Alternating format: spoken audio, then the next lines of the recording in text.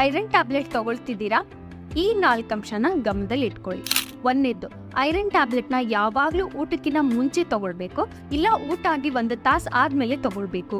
ಯಾಕಂತಂದ್ರೆ ಹೊಟ್ಟೆಯಲ್ಲಿರುವಂತಹ acid iron ಅಬ್ಸಾರ್ಪ್ಷನ್ಗೆ help ಮಾಡುತ್ತೆ. ಎರಡನೇದ್ದು, ಐರನ್ ಟ್ಯಾಬ್ಲೆಟ್ ತಗೊಳ್ತಿರ್ಬೇಕಾದ್ರೆ ಡೈರಿ ಪ್ರಾಡಕ್ಟ್ ಅಂದರೆ ಮಿಲ್ಕ್ ಮತ್ತು ಕಾಫಿನ ಕುಡಿಯೋಕ್ಕೆ ಹೋಗಬೇಡಿ. ಯಾಕಂದರೆ ಮಿಲ್ಕಲ್ಲಿರುವಂತಹ ಕ್ಯಾಲ್ಶಿಯಂ, ಕಾಫಿಯಲ್ಲಿರುವಂತಹ ಕೆಫೀನ್ ಐರನ್ ಅಬ್ಸಾರ್ಪ್ಷನ್ನ ಕಮ್ಮಿ ಮಾಡುತ್ತೆ. ಅದಕ್ಕೆ ಮತ್ತೆ ಗ್ಯಾಸ್ಟ್ರಿಕ್ ಮಾತ್ರೆಗಳನ್ನು ತಗೊಳಕ್ ಹೋಗಬೇಡಿ. ಈ ಗ್ಯಾಸ್ಟ್ರಿಕ್ ಮಾತ್ರೆಗಳು ಹೊಟ್ಟೆಯಲ್ಲಿರುವಂಥ ಆಸಿಡ್ನ ಕಮ್ಮಿ ಮಾಡೋದ್ರಿಂದ ಐರನ್ ಅಬ್ಸಾರ್ಪ್ಷನ್ನ ಕಡಿಮೆ ಮಾಡುತ್ತೆ.